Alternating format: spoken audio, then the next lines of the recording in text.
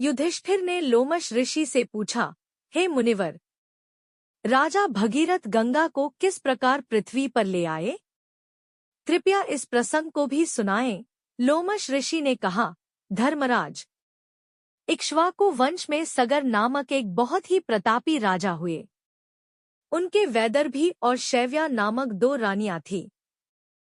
राजा सगर ने कैलाश पर्वत पर दोनों रानियों के साथ जाकर शंकर भगवान की घोर आराधना की।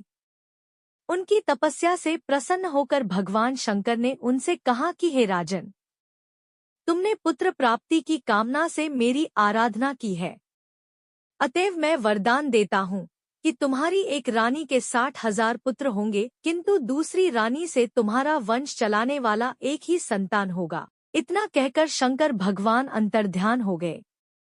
समय बीतने पर शैव्या ने अस्मंज नामक एक अत्यंत रूपवान पुत्र को जन्म दिया और वैदर्भी के गर्भ से एक तुम्बी उत्पन्न हुई, जिसे फोड़ने पर 60,000 पुत्र निकले। कालचक्र बीतता गया और अस्मंज का अंशुमान नामक पुत्र उत्पन्न हुआ। अस्मंज अत्यंत दुष्ट प्रकृति का था, इसलिए राजा सगर ने उसे अपने देश से निष्कासित कर दिया। फिर एक बार राजा सगर ने अश्वमेघ यज्ञ करने की दीक्षा ली।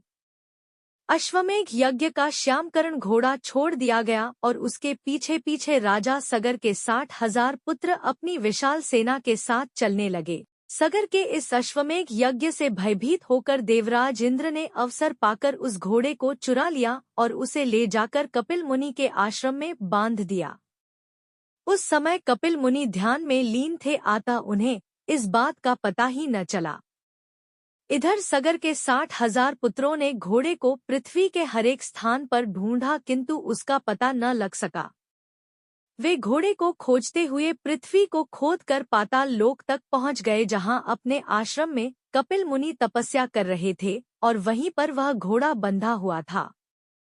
सगर के पुत्रों ने यह समझकर कि घोड़े को कपिल मुनि ही चुरा लाए हैं, कपिल मुनि को कटुवचन सुनाना आरंभ कर दिया। अपने निरादर से कुपित होकर कपिल मुनि ने राजा सगर के 60,000 पुत्रों को अपने क्रोधाग्नि से भस्म कर दिया। जब सगर को नारद मुनि के द्वारा अपने 60,000 पुत्रों के भस्म हो जाने का समाचार मिला, तो वे अपने पौत्र अंशुमान को बुलाकर बोले कि बेटा, तुम्हारे 60,000 दादाओं को मेरे कारण कपिल मुनि की क्रोधाग्नि में भस्म हो जाना पड़ा। अब तुम कपिल मुनि के आश्रम में जाकर उनसे क्षमा प्रार्थना करके उस घोड़े को ले आओ। अंशुमान अपने दादाओं के बनाए हुए रास्ते से चलकर कपिल मुनि के आश्रम में जा पहुँचे। वहां पहुंचकर उन्होंने अपनी प्रार्थना एवं मृदु व्यवहार से कपिल मुनि को प्रसन्न कर लिया। कपिल मुनि ने प्रसन्न होकर उन्हें वर मांगने के लिए कहा। अंशुमान बोले कि मुने, कृपा करके हमारा अश्व लौटा दे और हमारे दादाओं के उद्धार का कोई उपाय बताएं। कपिल मुनि ने घोड़ा लौटाते हुए कहा कि वत्स, जब तुम्हारे दादाओं का उद्धार केवल गंगा के जल से तर्पण करने पर ही हो सकता है,